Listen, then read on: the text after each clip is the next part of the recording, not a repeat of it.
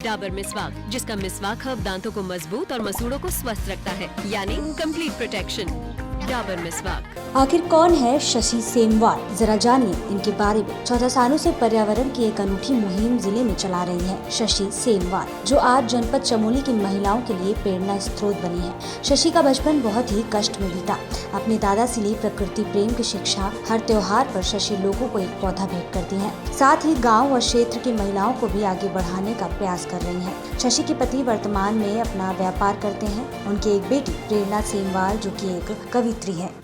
गवा मत खूबसूरत पल, इस तरह पर्यावरण की आज एक अलग सी शोर हुई।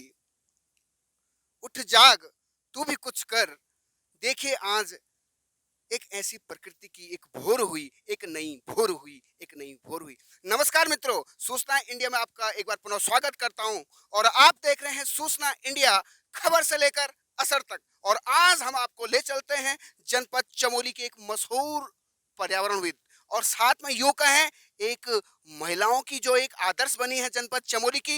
इनका नाम है श्रीमती शशि सेमवाल और साथ में रंजना सेमवाल हमारे साथ बनी हैं। तो आज आपको रूबरू करवाने जा रहे हैं हम, और जितने भी दर्शक हमसे बने हैं, हमारे चैनल को देख रहे हैं, आप सभी का भी बहुत बहुत आभार। तो श्रीमती शशि सेमवाल जी, आपका पूरा परिचय हमारे दर्शक जानना चाहते हैं। धन्यवाद सर। सूचना इंडिया का सबसे पहले मैं धन्यवाद करना चाहूँगी। और जो है बैसाखी पर्व पे मैं सब लोगों का स्वागत और हार्दिक अभिनंदन करती हूँ कि आप लोग यहाँ पे आए हम लोगों से जानकारी लेने के लिए। इसमें आपका बहुत बहुत धन्यवाद है और सहयोग देते हुए हम भी आपको पूरी जानकारी देने की कोशिश कर रहे हैं सर। तो जैसा कि आप देख रहे थे कि यहाँ पे श्रीमती शशि सेमवाल जी जो कि एक बागवानी का कार्य कर रही हैं और काफी काबिले तारीफ आपके कार्य की। तो श्रीमती शशि सेमवाल जी, आप हमें बताइए कि ये जो बागवानी का कार्य आप कर रहे हैं, तो लगभग विगत 14 सालों से आप यहाँ पे जनपद चमोली के अंदर एक सुंदर सी बागवानी आपने बना रखी है। तो इस बात की सीख प्रेरणा आपको कहाँ से मिली? सर ये मुझे मेरे पिताजी से मिली है। मेरे पिताजी ने कम से कम अपने जीवन में कम से कम वो पीडब्ल्यूडी विभाग में काम करते थे और उनके लगाए पेड़ आज सब लोग देख रहे हैं। 5,000 के करीब तो पेड़ उन्होंने घर के आसपास ही लगा रखे हैं सर। बहुत अच्छी बात आपने देखा कि एक पूर्वजों कहते हैं कि जिस पेड़ के फल हम आज खा रहे हैं और हमारे पूर्वजों ने उनको लगाया होगा, तो ऐसी सीख आपके शब्दों में झलक रही है, जो कि कहीं ना कहीं एक बहुत बड़ी एक ये कह सकते हैं, ये सकते हैं हमारे लिए एक संदेश है। और मेरा अगला क्वेश्चन आपसे है, वर्तमान में हम एक ग्रामीण परिवेश से संबंध रख रहे हैं यहाँ पे। तो शशि सेमवाल जी, आप गिंगराण ग्राम में यहाँ पे रहती हैं, गोपेश्वर में, और साथ में आप एक अच्छा सा कार्य यहाँ पे पर्यावरण के लिए कर रही हैं। तो वर्तमान में यहाँ की जो महिलाएं हैं, उनके विकास के लिए किस तरीके से आप उन महिलाओं को भी बागवानी से जोड़ेंगी? सर मैं कोशिश करती हूँ कि जैसे हमने यहाँ पे किया है हर लोग प्रत्येक लोग सीखें। हमने यहाँ पे बिल्कुल एक पहाड़ सा था, कोई कुछ नहीं थी यहाँ पे, जमीन बिल्कुल खाली बंजर टाइप का था। थोड़ी थोड़ी करके हमने यहाँ पे जमीन खरीदी है। मेरे हस्बैंड और मैंने कम से कम 13-14 सालों से लगातार यहाँ पे कोशिश करके आज देख सकते हैं आप प्रकृति कितनी सुंदर हो सकती है। दुल्हन सा सजा रखा है हमने अपना घर आगे पीछे। देख सकते छोटे छोटे डिब्बे हैं मेरे पास, उनमें भी हमने फल फूल लगा के पेड़ों को ऐसे सुंदर ढंग से सजाया है कि आपको दिख रहा होगा। कहीं पे केले के पेड़ हैं तो कहीं पे अंगूर के पेड़ हैं, कहीं पे नारंगी के पेड़ भी हैं तो कहीं पे नींबू के पेड़ हैं, कहीं पे माल्टे के पेड़। हर प्रकार के पेड़ लगाने की हमने यहाँ पे कोशिश की है और इतना निखारने की कोशिश की है प्रकृति को कि देखने वाला एक बार देख करके ये तो सोचे कि हाँ ये किसने किया है सर। ये हमारी कोशिश है कि हर लोग यहाँ पे से सीख लें और ऐसी प्रकृति को सुंदर बनाने की कोशिश करें सर। बहुत बहुत अच्छी बात आपने बताई कि आपने अपने पति देव को भी मतलब इसमें जोड़ा कि किस तरीके से हम जो है इस प्रकृति को हरा भरा और सजाने का काम कर रही हैं। आप बहुत अच्छी बात आपने कही। तो मैडम, मेरा आपसे अगला क्वेश्चन ये है कि हमारा जो ये चमोली जनपद है, और विशेष रूप से जिस क्षेत्र में आप लोग रहते हैं, ये पर्यटन की दृष्टि से काफ़ी प्रभावित है। तुंगनाथ और रुद्रनाथ और तमाम सारे धाम यहाँ पे, धामों को यहाँ से जो है पर्यटक जाते हैं। तो किस तरीके से आप यहाँ की महिलाओं को और इस पर्यटक के विकास में अपना योगदान देंगी?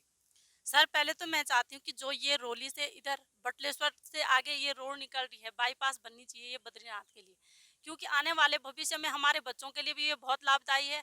और हम यहाँ पे कई प्रकार के रोजगार तैयार कर सकते हैं खुद से, जैसे फल फूल के पेड़ लगा रखे हैं, तो ये फल हम बेचने दूर नहीं जा करके यहाँ पे रख सकते हैं सर, रोड पे रख सकते हैं।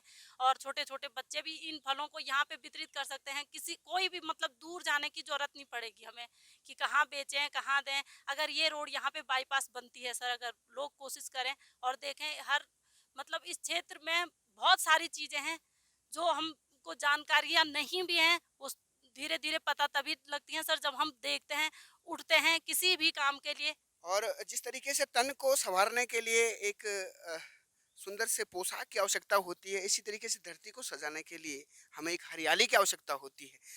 तो मैडम, मेरा अगला क्वेश्चन आपसे ये है कि वर्तमान में हम देखते हैं कि हमारे पहाड़ के अधिकांश जो युवा हैं, जो अपने रोजगार के लिए बड़े-बड़े कारखानों में, बड़े-बड़े कंपनियों में, बड़े-बड़े शहरों में जाते हैं और न जाने यहाँ पहाड़ों में अपनी अच्छी खासी जो उनकी कृषि योग्य भूमि होती है उसको छोड़ देते हैं।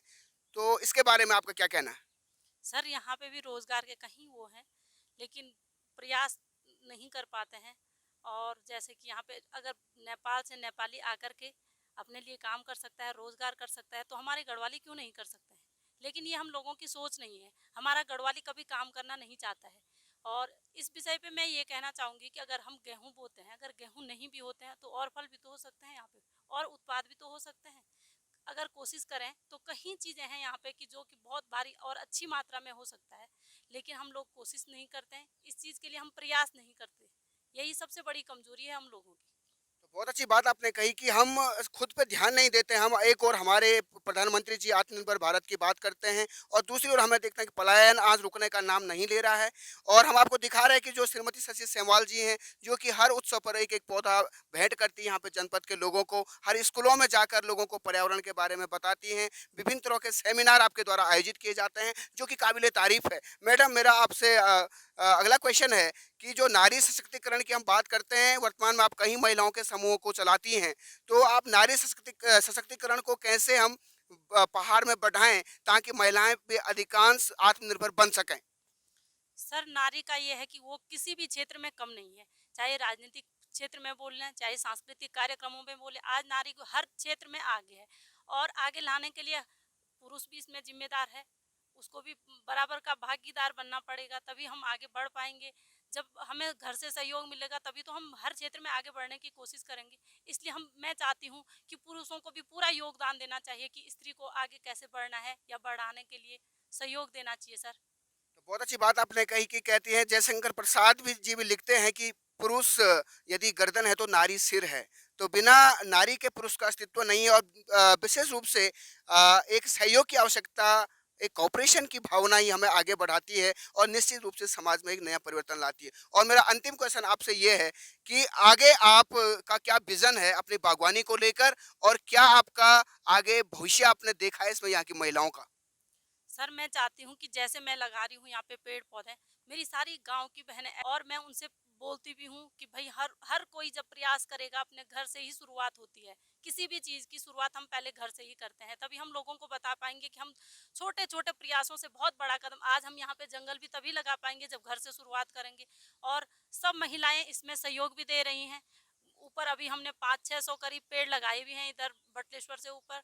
और सर ऐसी कोशिशें हैं जारी की, हम कुछ अच्छा काम करके दिखाएं यहाँ पे। जी, जी। तो बहुत-बहुत धन्यवाद आपका और आपने हमारे चैनल को अपना अमूल्य समय दिया और इन्हीं सब बातों को सर आपने देखा कि पहाड़ों में किस तरह के की महिलाएं आगे आ रही हैं जो कि पर्यावरण के लिए, इस धरती को हरा-भरा करने के लिए अपना अमूल्य समय और विशेष रूप से एक चेतना का कार्य कर रही हैं, जो कि एक बहुत ही बड़ा एक सराहनीय प्रयास है श्रीमती शशि सेमवाल जी का और साथ में उनकी जो सहयोगी हैं श्रीमती रंजना सेमवाल जी का। और इन्हीं सब बातों के साथ हम विदाई लेना चाहते हैं। सूचना इंडिया, नरेंद्र रावत, जय हिंद, जय भारत।